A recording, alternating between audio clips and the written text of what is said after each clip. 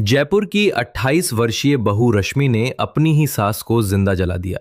और सबसे चौंकाने वाली बात यह थी कि बाहर से यह परिवार पूरी तरह धार्मिक और संस्कारी माना जाता था। रोज मंदिर जाना, पूजा पाठ करना और समाज में इज्जतदार छवि। लेकिन उसी घर के अंदर ऐसी साजिश रची जा रही थी जिसे सुनकर पुलिस भी दंग रह गई। आखिर क्या वजह थी कि एक बहू ने अपनी सास को इतनी दर्दनाक मौत दी? क्या ये सिर्फ दहेज का मामला था या इसके पीछे छुपा था कोई और खौफनाक सच? वाकई में दोस्तों, आज की कहानी आपको सोचने पर मजबूर कर देगी।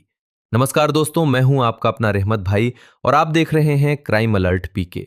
आज हम आपको सुनाने जा रहे हैं जयपुर राजस्थान की एक ऐसी सच्ची घटना जिसमें रिश्तों की मर्यादा पूरी तरह टूट गई। ये घटना जयपुर जिले के सांगानेर थाना क्षेत्र के छोटे से गांव कचनारिया की है। ये गांव शांत और धार्मिक माहौल के लिए जाना जाता है, जहां लोग एक दूसरे को परिवार की तरह मानते हैं। रश्मि की शादी 5 साल पहले राजेश से हुई थी। शुरुआत में सब कुछ ठीक था, लेकिन धीरे धीरे घर में तनाव बढ़ने लगा। कमला देवी काफी सख्त स्वभाव की थीं और हर छोटी बात पर रश्मि को टोकती थी। घर की आर्थिक स्थिति मध्यम थी, लेकिन कमला देवी को हमेशा लगता था कि रश्मि दहेज में कुछ खास नहीं लाई। इसी बात को लेकर रोज ताने दिए जाते थे। रश्मि दिन भर घर के काम करती, लेकिन फिर भी उसे कभी सराहना नहीं मिलती। धीरे धीरे उसके अंदर गुस्सा और नफरत बढ़ने लगी। राजेश सुबह 9 बजे काम पर निकल जाता और रात 8 बजे वापस आता। इस दौरान घर में सिर्फ रश्मि और उसकी सास ही होती थी। दोनों के बीच आए दिन झगड़े होते थे, जो कभी कभी इतना बढ़ जाते कि पड़ोसी भी सुन लेते। एक दिन सुबह करीब 10:30 बजे कमला देवी ने फिर से रश्मि को दहेज को लेकर ताना मारा। यह सुनकर रश्मि का गुस्सा फूट पड़ा। उसने जवाब दिया, मैंने भी इस घर के लिए सब कुछ किया है, लेकिन आपको कभी दिखाई नहीं देता। दोनों के बीच बहस इतनी बढ़ गई कि कमला देवी ने रश्मि को थप्पड़ मार दिया। उस दिन के बाद रश्मि पूरी तरह बदल गई। उसके अंदर बदले की आग जलने लगी। इसी दौरान पड़ोस में रहने वाला मनोज अक्सर घर के आसपास दिखने लगा। पहले तो किसी ने ध्यान नहीं दिया, लेकिन धीरे धीरे रश्मि और मनोज के बीच बातचीत बढ़ने लगी। गांव वालों ने कई बार दोनों को एक साथ देखा, लेकिन किसी ने खुलकर कुछ नहीं कहा। सवाल यह था कि क्या यह सिर्फ एक सामान्य दोस्ती थी या इसके पीछे कुछ और चल रहा था। और फिर एक दिन कुछ ऐसा हुआ जिसने पूरे गांव को हिलाकर रख दिया। लेकिन लेकिन असली कहानी तो अब शुरू होती है। रश्मि और कमला देवी के बीच अब सिर्फ सास बहू का रिश्ता नहीं रह गया था, बल्कि ये एक खुली दुश्मनी में बदल चुका था। दोनों एक दूसरे से बात तक नहीं करती थी, लेकिन घर के अंदर एक अजीब सा तनाव हर समय बना रहता था। राजेश को इस तनाव का अंदाजा था, लेकिन वो इसे घर की छोटी मोटी बात समझकर नजरअंदाज करता रहा। वो अक्सर रश्मि से कहता, थोड़ा एडजस्ट कर लो, मां का स्वभाव ऐसा ही है। लेकिन रश्मि के अंदर जो आग जल रही थी वो अब काबू से बाहर हो चुकी थी। इसी बीच मनोज का आना जाना और बढ़ गया। वो कभी पानी मांगने के बहाने आता तो कभी किसी छोटे काम के लिए। धीरे धीरे दोनों के बीच नजदीकियां बढ़ने लगी। एक दिन दोपहर करीब 2 बजे जब कमला देवी मंदिर गई हुई थीं, तब मनोज रश्मि के घर आया। दोनों ने करीब आधे घंटे तक बात की। रश्मि ने मनोज से कहा, मैं इस घर में अब और नहीं रह सकती, हर दिन मुझे जलील किया जाता है। मनोज ने धीरे से जवाब दिया, अगर तुम्हें आजादी चाहिए तो रास्ता निकालना होगा। यहीं से एक खतरनाक सोच ने जन्म लिया। अब दोनों के बीच सिर्फ दोस्ती नहीं रही थी, गांव में कानाफूसी शुरू हो गई थी कि रश्मि और मनोज के बीच कुछ चल रहा है। कमला देवी को भी इस बात का शक होने लगा था। एक दिन शाम करीब 6:30 बजे जब राजेश घर आया तो कमला देवी ने उससे कहा, तेरी बीवी का चाल चलन ठीक नहीं है, दिन भर कोई ना कोई बहाना बनाकर बाहर जाती है।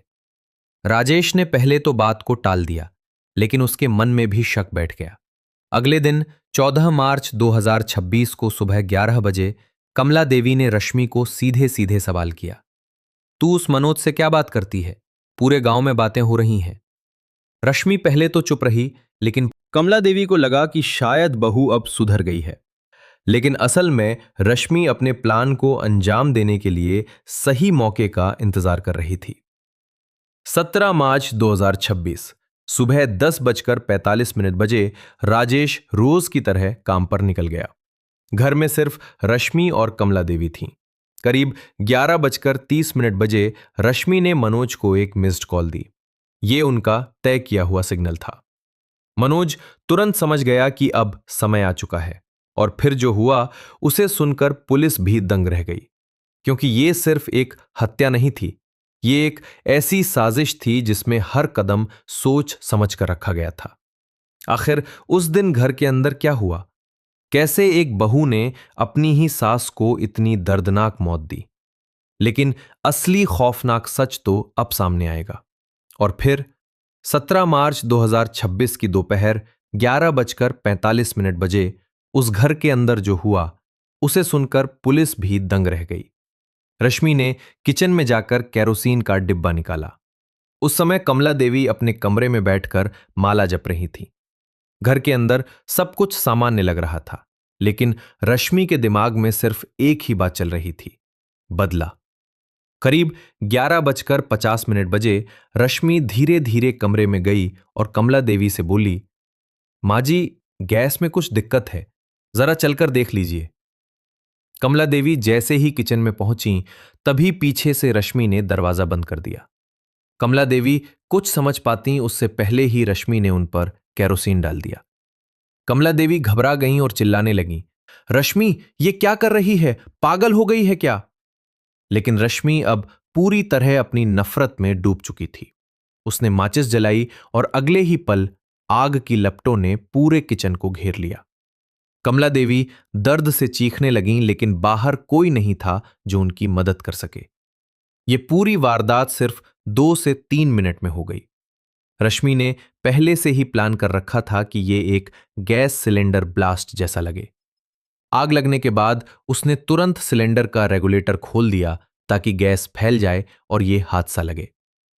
करीब 12 बजे रश्मि घर से बाहर भागती हुई निकली और जोर जोर से चिल्लाने लगी, बचाओ, गैस फट गई, माँ जी अंदर फंस गई।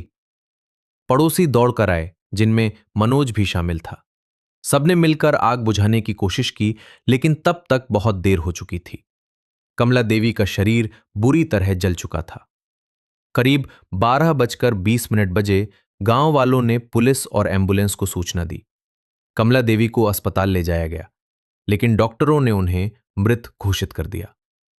शुरुआत में यह मामला एक हादसा लग रहा था। सब लोग यही मान रहे थे कि यह गैस सिलेंडर ब्लास्ट है, लेकिन कुछ लोगों को रश्मि का व्यवहार अजीब लगा। मनोज बार बार रश्मि के पास जा रहा था और उसे संभालने का नाटक कर रहा था। दोनों की नजरें मिल रही थीं, जैसे वे कुछ छुपा रहे हों। एक पड़ोसी महिला ने पुलिस को बताया, साहब, यह हादसा नहीं लग रहा, कुछ गड़बड़ है। करीब 1 बजे सांगानेर थाना पुलिस मौके पर पहुंची। शुरुआती जांच में पुलिस ने देखा कि किचन में सिलेंडर सही सलामत था, कोई ब्लास्ट नहीं हुआ था। यह देखकर पुलिस के शक की सुई सीधे रश्मि की तरफ घूम गई। पुलिस ने रश्मि से पूछताछ शुरू की। रश्मि बार बार एक ही बात दोहरा रही थी, मुझे कुछ नहीं पता, मैं तो बाहर थी। लेकिन उसके जवाबों में घबराहट साफ दिख रही थी। पोस्टमार्टम रिपोर्ट में भी यह साफ हो गया कि कमला देवी की मौत आग से जलने के कारण हुई, लेकिन यह गैस ब्लास्ट नहीं था। सवाल यह था कि अगर ब्लास्ट नहीं हुआ तो आग लगी कैसे? और फिर पुलिस ने जो कदम उठाया उसने पूरी कहानी बदल दी, क्योंकि असली सच अब धीरे धीरे सामने आने वाला था। लेकिन असली मोड़ तब आया जब पुलिस ने इस केस को सिर्फ हादसा मानने के बजाय गहराई से जांच करने का फैसला किया। सांगानेर थाना पुलिस ने सबसे पहले घर के आसपास लगे सीसीटीवी कैमरों की फुटेज खंगालनी शुरू की। 17 मार्च 2026 सुबह 11:25 बजे की फुटेज में मनोज को गली में घूमते हुए देखा गया। 11:35 बजे वह घर के पीछे की तरफ जाता हुआ दिखाई दिया और 12:05 बजे बाहर निकलता हुआ भी कैमरे में कैद हुआ। अब पुलिस का शक और गहरा गया। CDR analysis. पुलिस ने रश्मि और मनोज के mobile call detail record CDR निकलवाए। जांच में पता चला कि पिछले 7 दिनों में दोनों के बीच 42 बार बातचीत हुई थी।